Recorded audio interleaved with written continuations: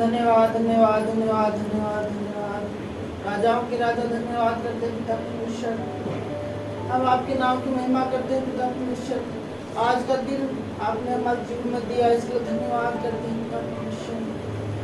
हमसे जाने अनजाने बहुत सी गलतियाँ पाप होते हैं पिता परमेश्वर, फिर भी पिता परमेश्वर आप हम पर अनुग्रह करते हो, दया करते हो, इसके लिए धन्यवाद करते हैं पिता परमेश्वर।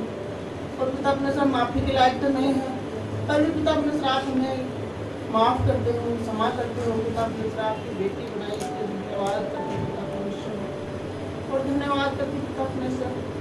आज जो ये दिवस पिता महिला दिवस पिता परमेश्वर पूरे वर्ल्ड में मनाया जा रहा है पिता परमेश्वर, इसलिए पिता परमेश्वर हम थोड़ा समय पिता परमेश्वर आपके नाम की स्तुति महिमा के साथ पिता परमेश्वर बहन और बेटियों के लिए हम आपके नाम से पिता परमेश्वर जो कुछ यहाँ पर बताया जाए पिता परमेश्वर में आशीष दे पिता परमेश्वर, ताकि हर एक के जीवन में आशीष आ सके पिता परमेश्वर। धन्यवाद करते पिता। बहुत से लोग हैं पिता परमेश्वर आज का दिन नहीं देख पाए पिता, हमें जीवित रखा, इस सांसें दी पिता परमेश्वर।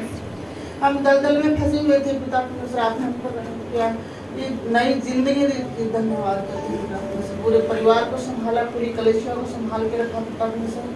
हर एक बहन को पिता परमेश्वर आपने आशीष दी और पिता परमेश्वर सामर्थ्य शक्ति दी पिता परमेश्वर, ताकि उन्हें अपने परिवार को चलाने की हिम्मत। इसलिए धन्यवाद करते हैं पिता परमेश्वर।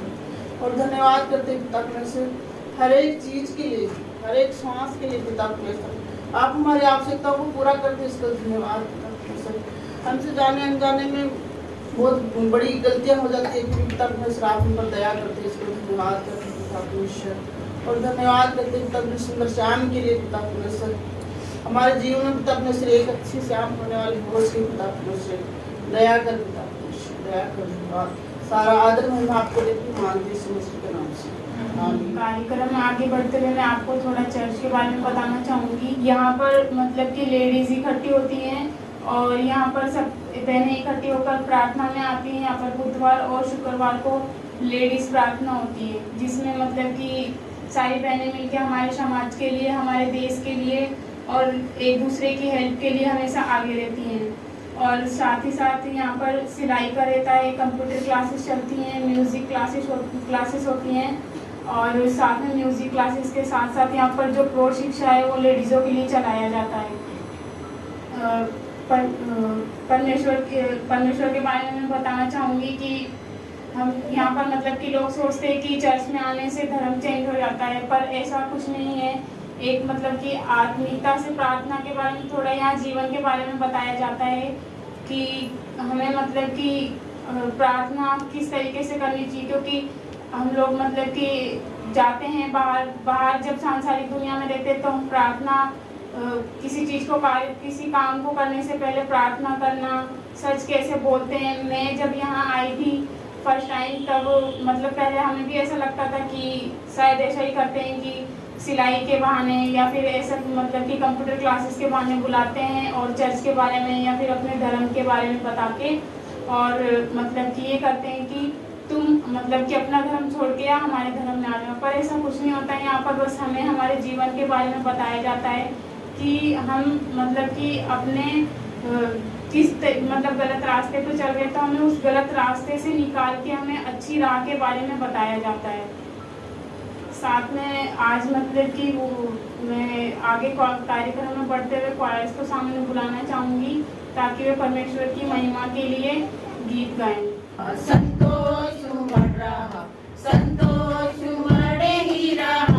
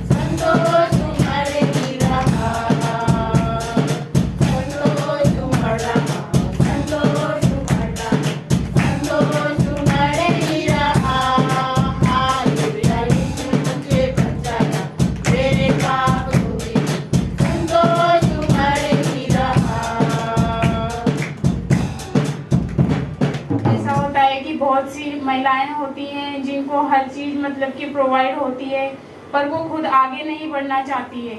आज के टाइम पर भी ऐसा होता है कि घर वाले तो पढ़ाना चाहते हैं, पर लेडीज़ें खुद बढ़कर आगे नहीं आना चाहती हैं। आज मतलब कि मैंने देखा, जहाँ मैं मतलब कि अभी कोचिंग करने जाती हूँ, वहाँ पर एक लेडीज़ हैं, उन्होंने अपनी कंप्लीट पढ़ाई कर रखी है, लेकिन उनके परिवार वालों ने उनको मतलब कि आगे किसी जॉब के लिए नहीं भेजा। फिर जब हमारा इंटरव्यू लिया जा रहा था, वो भी सामने खड़ी थी, उन्होंने अपना इंटरव्यू दिया, अच्छे से दिया, पर थोड़ा मतलब कि उनको भी झिझक थी कि मतलब कि कैसे देना है, क्योंकि वो सब कुछ भूल चुकी थी। उन्होंने पढ़ाई कर ली, उनको 8-10 साल हो गए शादी के बाद, क्योंकि उन्होंने कुछ किया नहीं। पढ़ाई करने का फ़ायदा तब मिले जब हम लोग पढ़ाई करने के बाद कुछ करते हैं। उनके घर वालों ने उन्हें बोल दिया कि नहीं, अब मतलब कि शादी हो गई है, अब क्या करोगे पढ़ के। तो उन्होंने पढ़ाई अपनी छोड़ दी। फिर उसके बाद अभी उन्होंने कुछ किया नहीं, वो भी अभी कोचिंग के लिए आई हैं, तो उन्होंने भी मतलब कि बहुत कोशिश की कि मतलब कि मुझे भेज दो या भेज दो, जब जाके उनके घर वालों ने उन्हें भेजा है। फिर टीचर ने उनसे पूछा कि आपने कहाँ तक पढ़ाई कर रखी है, उन्होंने अपना MBA वगैरह का बताया कि भाई मैंने इतना कर रखा है। फिर सर ने बोला कि आगे आपका क्या थीम है, मतलब कि क्या करना चाहते हो, तो उन्होंने बोला कि मैं मतलब कि उन्हें खुद को नहीं पता कि मुझे क्या करना है, क्योंकि उनके घर वालों ने उनको आगे बढ़ने ही नहीं दिया। हम जब तक अपने अधिकारों के लिए आगे बढ़कर खड़े नहीं होंगे, तब तक कुछ नहीं हो सकता। हम अभी यहाँ पर प्रौढ़ शिक्षा चलाई जाती है, बहुत सी औरतें होती हैं कि मतलब कि पढ़ना चाहती हैं। अभी हम लोग भी जब सर्वे के लिए गए, वहाँ पर भी बहुत सी लेडीज़ों को बोला, पर उनके मतलब कि हस्बैंड्स हैं या फिर मतलब कि उनके घर वाले हैं, वो बोलते हैं कि ये उम्र नहीं है पढ़ने की। पर पढ़ने की कोई उम्र नहीं है। पढ़ने वाला तो चाहे छोटा बच्चा हो या फिर एक बूढ़ी औरत भी होंगी ना, तो वो अगर अपने मन से पढ़ना चाहें तो वो पढ़ सकती हैं। और ये बहुत सी औरतें होती हैं या कहीं काम के लिए जाना है, तो उनको भी घर वाले बोलेंगे कि नहीं, काम नहीं करना है, तुम्हारा तो बस यही काम है, घर चलाओ, बाहर जाकर क्या करोगे। पर हमें मतलब कि एक औरत ही है जो घर भी संभाल सकती है और अपना मतलब कि साथ में जॉब भी कर सकती है और बच्चों को भी संभालती है। किसी ने कहा है कि जब एक औरत शिक्षित होती है तो पूरा परिवार शिक्षित करती है वो। अगर एक औरत पढ़ी तो क्या, अगर वो मतलब कि अगर एक औरत नहीं होती है ना परिवार में, तो उसका परिवार कभी चल नहीं सकता या परिवार कभी बढ़ नहीं सकता है। बाइबल में भी लिखा है कि जितना एक पुरुष का पत्नी पर अधिकार होता है, उतना ही एक पत्नी का पुरुष पर अधिकार होता है। ऐसा नहीं मतलब कि लोग कहते हैं कि मतलब कि औरत के ऊपर मतलब कि औरत को तो सारे नियम कानून मानने पड़ते हैं, पर एक पुरुष को सारे अधिकार हैं। ऐसा नहीं है। बाइबल में और मतलब कि हर धर्म की किताबों में भी आप पढ़ेंगे तो औरतों के लिए ही सबसे आगे बढ़कर लिखा गया है। हमें हमारे अधिकारों के लिए जब तक हम आगे नहीं बढ़ेंगे तब तक कुछ नहीं हो सकता। इसलिए हमें मतलब कि किसी भी चीज़ से डरना नहीं है। हमें जो भी करना है, हमें पढ़ना है या कुछ भी करना है, तो हमें खुद पे विश्वास होना चाहिए पहली बात तो, कि हमें क्या करना है। जब तक विश्वास नहीं होगा तब तक हम कुछ नहीं कर सकते हैं। गवाही के लिए शारदा आंटी को आमंत्रित करती हूँ कि वो अपनी गवाही देंगी। मेरे जीवन में गवाही तो बहुत है। मतलब मैं 2009 से आ रही हूँ यहाँ, और 2010 की बात है जब ये सिलाई की क्लास शुरू हुई। मैं यहाँ रामनगर होगा शायद, वहाँ मैं पूछने गई सिलाई के लिए, तो मेरे को उस टाइम में 450 रुपये महीने का बताया। फिर मैंने इनको बोला कि क्यों ना अपन सिलाई शुरू करें। तो मैं प्रभु का धन्यवाद करती हूँ कि परमेश्वर ने मेरी प्रार्थना ऐसी सुनी कि यहाँ पहले मैंने सिलाई सीखी, पहला स्टूडेंट यहाँ का मैं ही हूँ। और हम सिलाई भी सीखी, साथ में प्रौढ़ शिक्षा भी चलाई बहुत सी। मतलब जब मेरी उम्र थी 40 साल, जब मैं सिलाई सीखने आई तब। और फिर मेरे से भी बड़ी बहन आई थी यहाँ पढ़ने के लिए, तो शायद ही राजा जी की उम्र शायद 60 साल के लगभग थी। तो उन्होंने पढ़ाई शुरू करी। बहुत सी बहनें आई, हमने बहुत से बैच निकाले यहाँ। हम तो कुछ नहीं, हमारा परमेश्वर ने साथ दिया कि हम कुछ सीख के यहीं नहीं रुके, आगे बढ़े। तो हमारे द्वारा बहुत सी बहन और बेटियां यहाँ सिलाई भी सीखी, प्रौढ़ शिक्षा भी सीखी और कंप्यूटर क्लास भी में भी आई। बहुत से बैच निकले, पर ये 2 साल ऐसे निकल गई बीमारी में कि पता नहीं कि हमारी क्लास बंद हो गई। तब हमने बहनें मिलके सबके घर घर जाके हम बोल के आए कि आप आओ, सीखो, यहाँ आशीष लो। कि यहाँ एक चीज़ नहीं है, यहाँ 2 चीज़ मिलती है। एक तो अपन को सीखने कुछ मिलता है और एक परमेश्वर का ज्ञान भी मिलता है। कि परमेश्वर, कोई लोग परमेश्वर को मतलब ये अपन सब लोग हिंदू समाज से होंगे ज़्यादातर, पर कि वहाँ चलेंगे, वहाँ अच्छा वो बता रहा है, ये कर रहा है, वो कर रहा है। ये चीज़ मैंने भी करी, बहुत सालों से करी, पर संतुष्टि नहीं मिली। आज ये सारी चीज़ें संसारिक में है, मंदिर मस्जिद जो भी है, मतलब मैं हर जगह गई, कहीं संतुष्टि नहीं मिली। आज 2009 से मैं यहाँ हूँ। परमेश्वर आगे रास्ता खोलता है और जीवन में काम भी करता है, परिवार भी अच्छे से चलाता है। पूरा परिवार हमारा सेवा में है। और मैं आप लोगों से ये विनती करती हूँ कि सीखने की कोई उम्र नहीं होती है, आगे बढ़ो। और परिवार में जब आप आगे बढ़ोगे तो अपना परिवार मजबूत होगा। किसी की हिम्मत नहीं होगी कि हमें कुछ कोई करे। आगे बढ़ने से हमारे पूरे परिवार में नहीं, पूरे मतलब समाज में भी, मतलब ऐसे कहीं हाँ इन्हें कुछ किया है। जब मैं सिलाई सीखने से पहले मेरे को सिलाई की मशीन की आवाज़ ही पसंद नहीं थी। रोज ऐसे कोई टूटा फूटा कपड़ा तो मुझे पापा सिलते थे, तो मैं सोचती थोड़ी देर बंद कर मैं सो जाऊँ। पर अब मैंने जब भी मेरे परिवार वाले बोले अब सिलाई सीख के क्या करेगा, पर जब मेरे पास कोई जवाब नहीं था। गुरु का धन्यवाद देती हूँ, परमेश्वर ने मेरे पर अनुग्रह किया, दया की। जो मैं सीखती वो जो हमारे साथ आती थी उनको मैं सिखाती थी। और परमेश्वर ने बहुत सी आशीष दी। और ये जो भी कई बेटियां रास्ते में मिलती है, कहीं मतलब ये ऐसे कहते हैं कि नमस्ते मैडम जी, नमस्ते। मैं सोची मैं मैडम के लायक तो नहीं थी, पर परमेश्वर ने मुझे बनाया, इसके लिए प्रभु का धन्यवाद। और आप लोगों को भी आशीष देगी परमेश्वर के। यहाँ आने से बहुत सी आशीष मिलेगी, परिवार में भी संतुष्टि आएगी, कमाई में बरकत होगी और अच्छा मन होगा। दूसरे के लिए भलाई ही सोचेंगे हम। परमेश्वर का धन्यवाद। गवाही के लिए रीता आंटी को आमंत्रित करूंगी कि वो गवाही दें। परमेश्वर का धन्यवाद करती हूँ कि कुछ मंथ से मेरी बहन का तबीयत ठीक नहीं था और वो जल गई थी। फिर प्रार्थना किए प्रभु से, लेकिन अब वो ठीक हो गई और उसके मतलब उसका तबीयत बहुत ज़्यादा खराब था और वो गर्भवती भी थी, लेकिन प्रभु ने उसको अच्छा किया और उसको कल बेटा हुआ है। इसके लिए परमेश्वर उसको आशीष दे, सबको दे। मैं भी सिलाई सीखने आ रही हूँ, आप लोग भी आइए और जिनको पढ़ने नहीं आता है वो भी आके यहाँ पे पढ़िए। और मैं कहूँगी कि संडे को आप लोग भी आइए, एक दिन प्रभु को तो समय दीजिए। आप लोग से विनती है, अगर आप लोग यहाँ पे आएंगे तो अच्छी बातें ही सीखेंगे, कोई बुरी बातें नहीं सीखेंगे। कहूंगी कि वो भी अपनी गवाही दें। महिला दिवस की शुभकामनाएं सबको। मैं अपनी गवाही बताना चाहती हूँ। मैं परमेश्वर में आया, मेरे को बहुत दिन हो चुके हैं।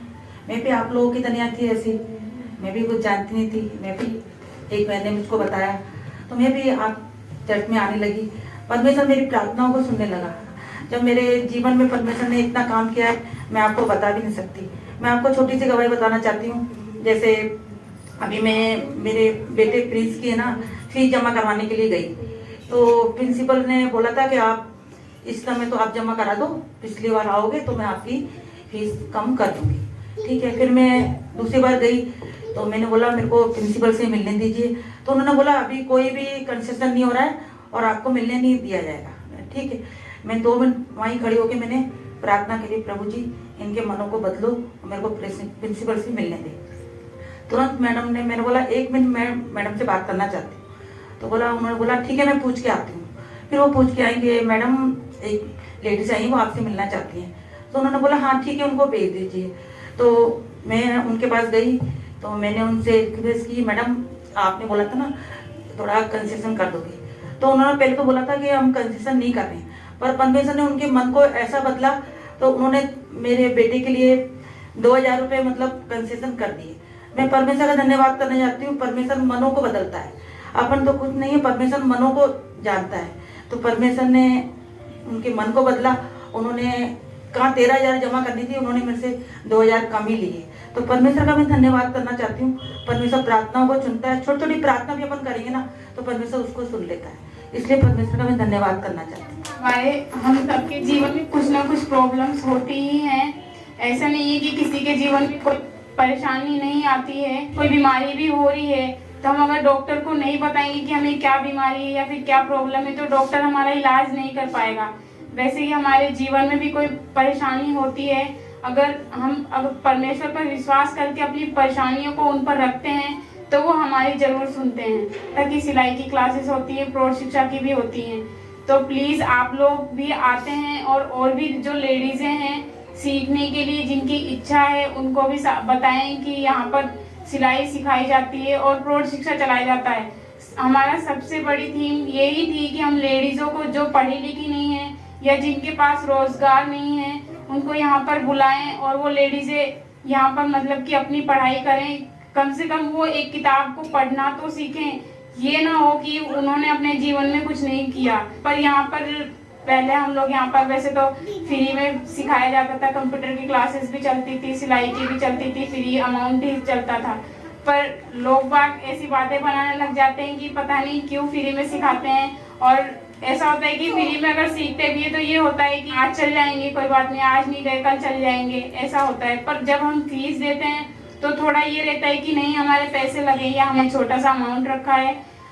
तो मैं रिक्वेस्ट करना चाहूँगी कि आप लोग भी सीख रहे हैं और भी लोगों को बताएं ताकि वो भी आगे बढ़ें। आपने देखा होगा अक्सर परिवारों में जब मतलब कि एक औरत एक मुखिया के रूप में देखी जाती है तब वो शारीरिक रूप से तो एक औरत होती है पर आत्मिक रूप से वो अपने अंदर एक पुरुष को जन्म लेती है। फिर आप देख ही रहे हैं कि ज़्यादा लड़कियों को जब जन्म लेती हैं तो बहुत से क्षेत्रों में ऐसा होता है कि बोलते हैं कि लड़की हुई है इसको मार दो, तो उसमें आगे बढ़कर औरत भी बोलती है कि हाँ इसको मार दो। वो भूल जाती है कि वो भी एक औरत है। ऐसा नहीं होना चाहिए, हमें सीखना है और हमें आगे लोगों को भी जागरूक करना है कि औरत मतलब कि अगर आगे नहीं बढ़ेगी और अपने अधिकारों के लिए नहीं लड़ेगी तो हम आगे नहीं बढ़ सकते, हमें हमारे अधिकार नहीं मिलेंगे। एक गेम मतलब कि खेलने के लिए बोलूँगी तो मतलब कि लेडीज़ों के लिए कोई गेम रखा गया है, वो आप लोगों के लिए सरप्राइज था। तो अभी गेम का करेंगे हम लोग, तो सारी लेडीज़ें मतलब कि सामने आ जाएं। Go round, and when the music stops, sit down. Round and round and round and round and round and round we go. Round and round and round and round. Where we stop we don't know. Round and round and round and round and round and round we go. Round and round and round and round. Where we stop we don't know. Round and round and round and round and round and round we go. Round and round and round and round. Where we stop we don't know. Round and round and round and round, round and round we go. Round and round and round and round we go. Round and round and round and round. Where we stop we don't Round and round and round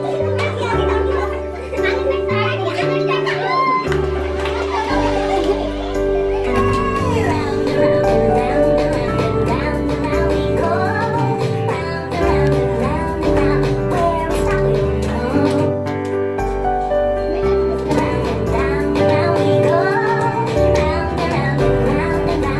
Where we stop we don't know. Stop, sit down. If you don't have a chair, it's okay. Stop, look around. If you're not sitting down, back away. Musical chairs, who will be the last one to stay? मिली ठोकरें दर बदर, जब आने लगा समझ में तब ना कोई किसी का है ना कोई अपना है। ये जालिम दुनिया, इसका तो बस यही सपना है। अपना काम इसे बनाना है, अपना काम इसे बनाना है। औरों को यूं ही पीछे छोड़ जाना है। काम है करने को बहुत, पर अभी यूं ही बेकार हूँ मैं।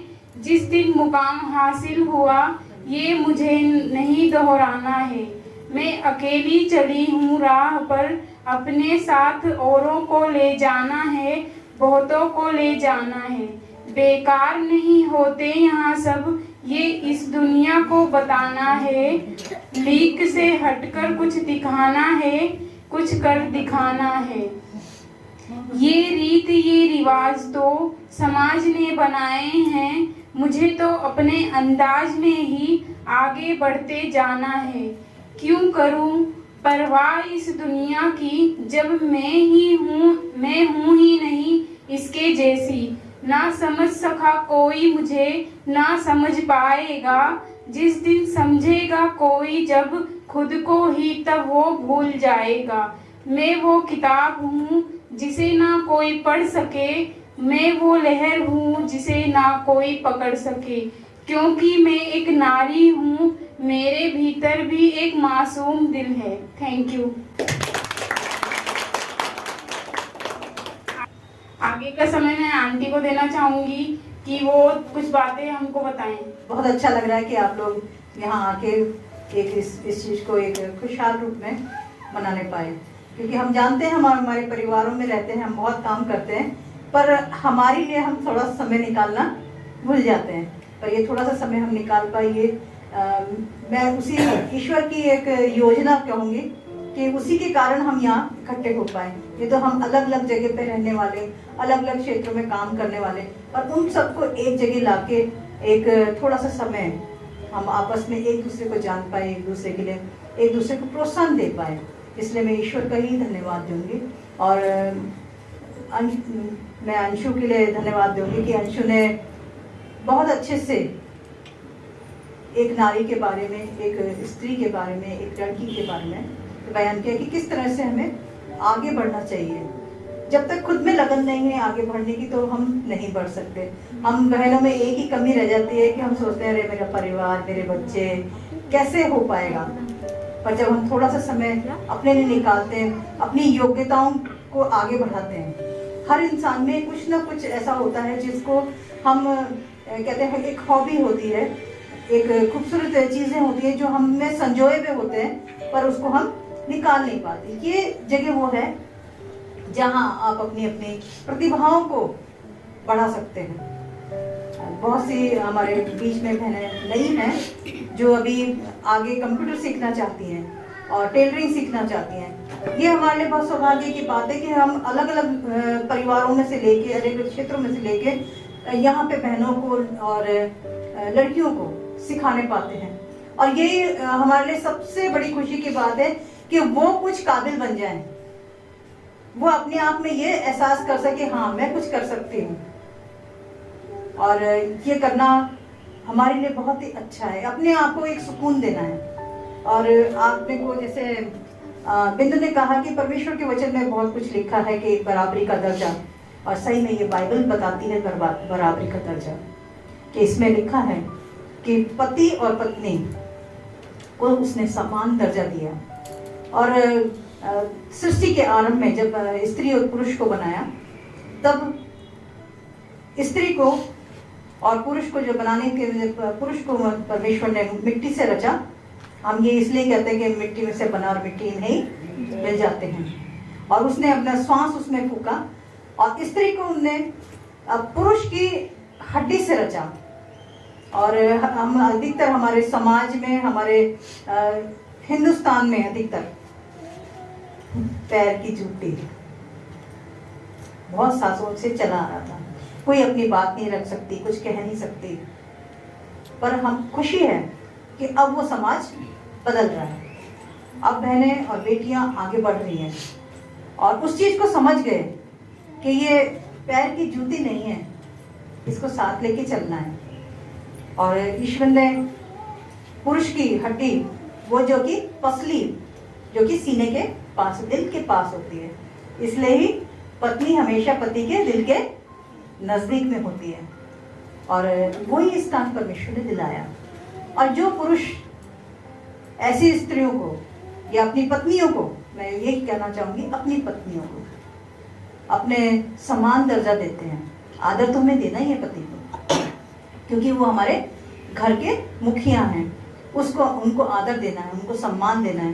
पर पति जो हैं उनका भी कर्तव्य बनता है कि पत्नी जो एक कोमल पात्र है, यानी हम बहुत जल्दी हमारे आंसुओं से अपने दिल के भावों को अंदर रख नहीं पाती हैं, कुछ कह नहीं पाती, पर हमारे आंसू के सब कुछ कह जाते हैं।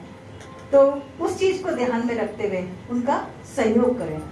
और मैं ईश्वर का धन्यवाद करती हूँ कि मेरे को भी ऐसे पति दिए कि वो मेरा बहुत ही सम्मान करते हैं। इस योग्य नहीं फिर भी वो मेरा बहुत सम्मान करते हैं। आज हमारे है तो महिला दिवस, पर पर्दे के पीछे वो काम कर रहे हैं, इसलिए मेरे को मैं ईश्वर का बहुत धन्यवाद करती हूँ। हमारे नाश्ते का प्रबंध भी उन्हीं ने किया है। हम बहनों को कहता है ना, मैं बहुत से बार सुनती हूँ, बहनें कहती हैं अरे मेरे पति आने चाय बना के देना, और कुछ नहीं सोचता मेरे पति आने वाले, मेरे को चाय बना के देना। मेरे को मैंने कभी चाय बना के दी नहीं है, आज भी हम सब बहनों के लिए उन्हीं ने चाय बनाई है। ये हमारा जीवन जो होता है एक साथ बढ़ने का होता है, एक दूसरे के सहयोग का। ये नहीं हम कहते हैं कि पतियों को हमारे घर के सारे काम करने चाहिए। हमें अच्छा लगता है बच्चों के लिए, परिवार के लिए, सबको खाना बना के देना।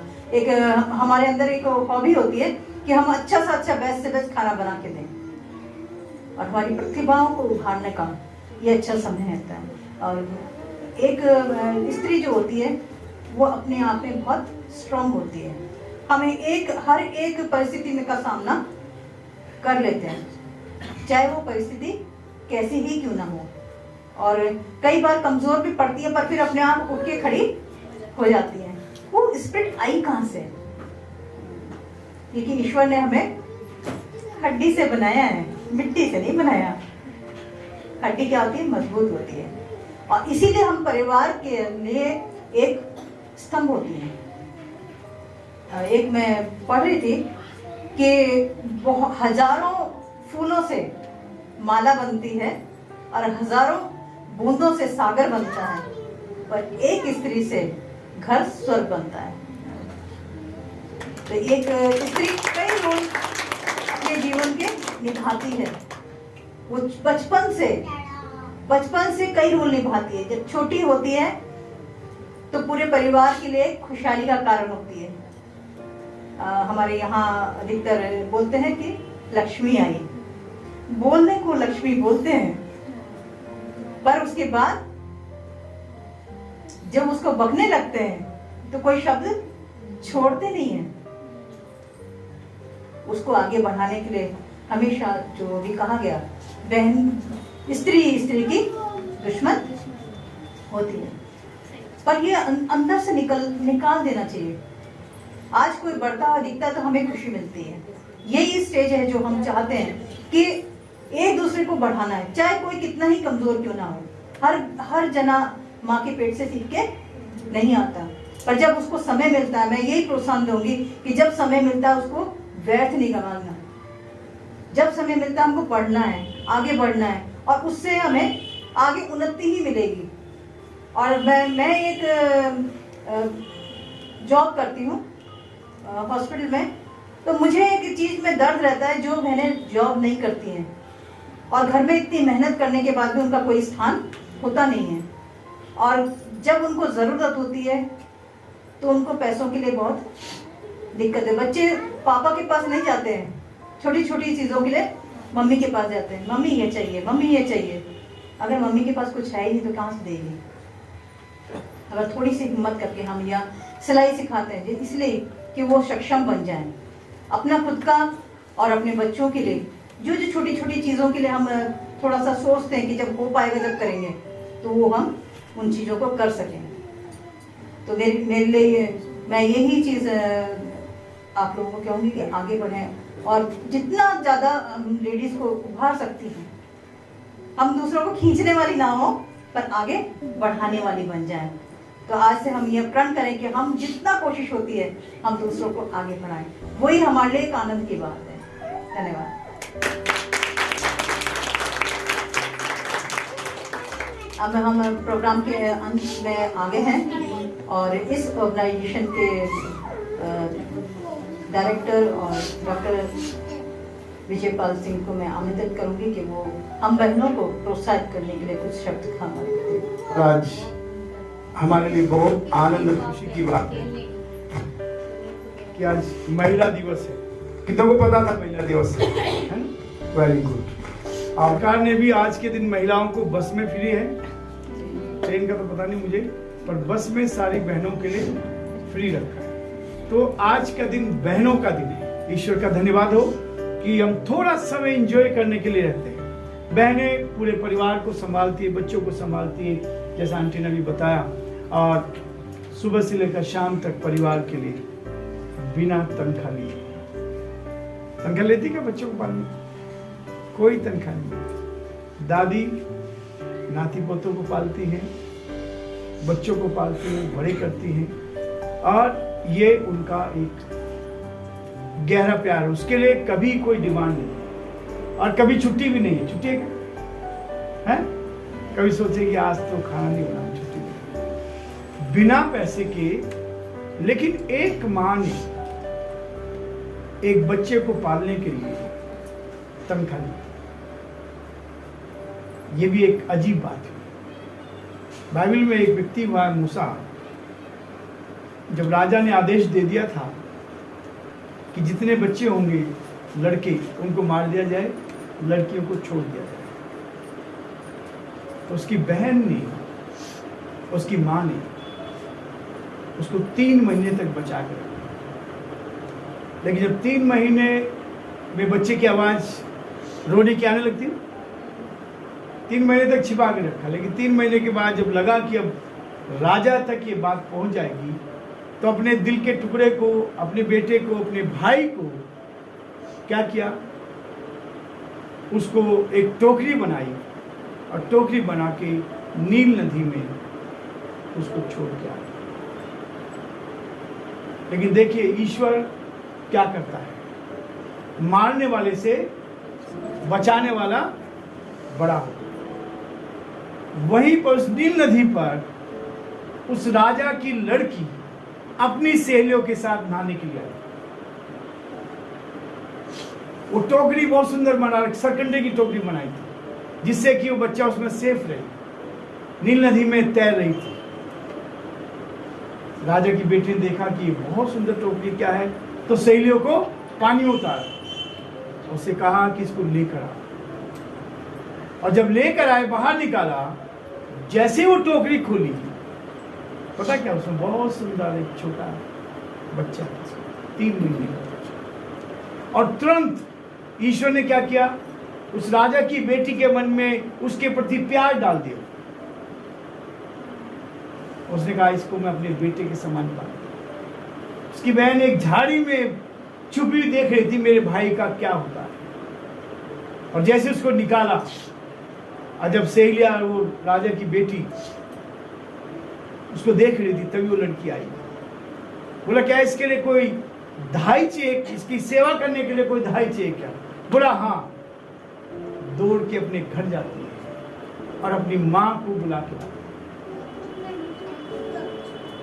राजा के महल में उस छोटे बच्चे को ले जाया गया और उसकी मां को भी साथ में। मां दूध पिला रही है, सेवा कर रही है, हर महीने उसकी तनख्वाह उसको मिल रही है। पहली मां दुनिया की जो अपने बच्चों को पालने के बाद तनख्वाह ले गई। लेकिन बहनों को कोई फुर्सत नहीं है परिवार को देखना, हर तरह से बहन अपने परिवार को संभालती है। और जैसा आंटी ने बताया कि बहनें एक स्तंभ होती है, घर को बनाना बहनों के हाथ में है और बिगाड़ना भी बहनों के हाथ में है। पुरुषों के लिए आंटी ने आप लोगों को बता दिया कि स्त्री को कैसे बनाया है। ईश्वर ने सबसे पहले मनुष्य को बनाया, 6ठे दिन बनाया, और मनुष्य को बनाकर मिट्टी से बनाया। लेकिन उसने कहा कि इसका जोड़ीदार उनसे सहायक होना चाहिए। पहली शादी बाइबल में हुई उस परमात्मा ने, और आज वैसे ही होती है। जो शादी उस समय हुई थी वो शादी आज भी वैसी ही होती है, पर उससे पहले ऑपरेशन किया, आदमी का ऑपरेशन किया गया। और ऑपरेशन कैसे किया? उसको बेहोश कर दिया, आज भी बेहोश करते हैं। जैसे बाइबल बताती है वैसे के वैसे ही आज भी ऑपरेशन होता है, शादी ऐसी होती है। और वही प्यार आज पति और पत्नी में होता है। और उसकी एक पसली निकाली, क्या निकाली? पसली निकाल के उसकी जगह मांस भर दिया और उस पसली को ले जाकर अदन की वाटिका के दूसरे कोने में चला गया। और वहां जाके उसने स्त्री को बनाया और स्त्री को बना के किसके पास ले गया? उस पुरुष के पास ले गया। आज भी होता है ना, दोनों की शादी हुई, उन दोनों को रखा, परमेश्वर ने उन दोनों की शादी की, परमात्मा ने दोनों की शादी की। और आज भी वैसी ही शादी होती है। लोग इसको मानना नहीं चाहते, इससे दूर भागना चाहते हैं।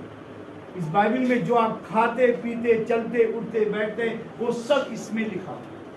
इसके अनुसार ही, चाहे वो हिंदू हो, चाहे मुस्लिम हो, चाहे सिख हो, चाहे कोई ईसाई हो, सारे इसके अनुसार काम करते हैं। सुबह से लेकर शाम तक, दिन रात, ये जो आप बोलते हैं, जितने पेड़ हैं उनके नाम, जितने पक्षी हैं उनके नाम, जितने जानवर हैं उनके सब के नाम इस बाइबल के अनुसार रखे गए। तो आप कहीं भी अछूते नहीं हैं, सुबह से लेकर शाम तक। और इसलिए परमेश्वर ने क्या किया? बहनों को एक बराबर का दर्जा दिया। और अब सरकार भी कितना दे रही है? 30% आरक्षण दे रही है, लेकिन आने वाले समय में 50% होगा, क्योंकि बाइबल बताती है कि बहनों का स्थान, आज बहन सब काम कर सकती है ना, एरोप्लेन चलाती है, ट्रेन चलाती है, सारे। अब आपने देखो पेट्रोल पंप पर भी लड़कियां काम कर रही हैं। कोई काम ऐसा नहीं है जो स्त्रियां या बहनें नहीं कर सकती। इसलिए बच्चियों को पढ़ाया जा रहा है, तो किया ही है। लेकिन अभी हमारी बेटी ने बताया था कि कहां से चला, अमेरिका से चला। वहां से लोग चिंता करते हैं सबकी। चिल्ड्रंस डे है, यूथ डे है, वुमेन्स डे है, और उसके बाद पुरुषों का भी है, फादर्स डे, मदर्स डे, सबके अलग अलग दिन है, जिसमें क्या करें हम एक दिन उनके लिए अलग करें। जिस दिन फादर्स डे होता है, बच्चों का होता है, चिल्ड्रंस डे होता है, सबके लिए कार्य। लेकिन आज शाम जो आपने अच्छा कार्यक्रम किया, थोड़े समय में, है ना, 2 दिन में ही शायद मैं कहते, 2 दिन में आप लोगों ने तैयारी की है। और परमेश्वर का धन्यवाद हो कि आप लोगों ने इन सारी बहनों को इकट्ठा किया। और हमारी बेटियां, हमारी बहनें जो यहाँ कंप्यूटर सीख रही हैं, सिलाई सीख रही हैं, वो भी आज हमारे साथ हैं। और ये पहला कार्यक्रम है आपके लिए, ऐसे कार्यक्रम होते रहेंगे। और दोनों फर्स्ट सेकंड आई है ना, दोनों कंप्यूटर सीख रहे हैं, अच्छी बात। हमें एक खुशी की बात नहीं, कई बार सोचते हैं हम इस एज में आगे तो क्या करेंगे। आंटी ने प्रौढ़ शिक्षा चलाया यहाँ पर, और मुझे तो पता नहीं था कि लोग क्या सोचते हैं। अभी 2 दिन पहले आंटी ने आपके बगल में, जबकि मेरे से कभी बातचीत नहीं हुई, पहली बार बात कर, तो वो बता रही थी, तारीफ कर रही थी कि ऐसी बहनों को जो पढ़ना लिखना नहीं जानती थी, उनको क्या कर दिया, पढ़ना लिखना सिखा। और आज वो अखबार पढ़ती हैं और जो जरूरी चीज़ है उसको पढ़ लेती है। इससे बड़ा और काम कुछ हो नहीं सकता। हम लोगों का शुरू से उद्देश्य है इस घर का, इस घर से बहुत सारे लोग तैयार हो जाएं, बहुत सारी बहनें तैयार हो जाएं। और जो बहनें यहाँ कर रही थी, जो बेटियां यहाँ कर रही थी, इस बेटी ने जो लीड किया है वो सब यहीं से सीखा। और अब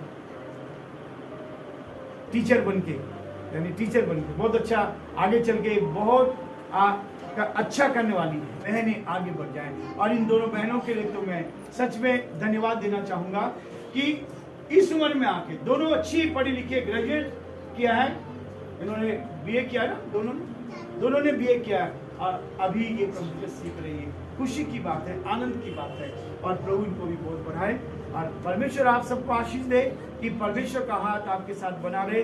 हम यहाँ पर ये सारे कार्यक्रम चला रहे हैं, सिंगिंग का भी है, ड्रम भी सिखाते हैं, और उसके साथ गिटार सिखाते हैं, कीबोर्ड सिखाते हैं। हमारी बहन ने सीखा है, सपना ने नौकरी भी कर रही है, और गिटार बजाना सीख रहा है। तो ये आनंद की बात है, खुशी की बात है। आपके लिए ये घर भी खुला है, चर्च भी खुला है। संडे को हम लोग यहाँ इकट्ठे होते हैं 10 बजे, तो आप लोग भी आ सकते हैं और सीखें, ताकि जैसे बच्चे सामने खड़े होकर बोल रही हैं, ये बहनें सामने कर रही हैं, आप भी बहुतों को सिखा सकते हैं, आप भी बहुतों को बता सकते हैं। आप सब आए हैं, थैंक यू सो मच। प्रभु आप सबको बहुत आशीष दे और प्रभु का हाथ आप सब पर बना दे। Thank you.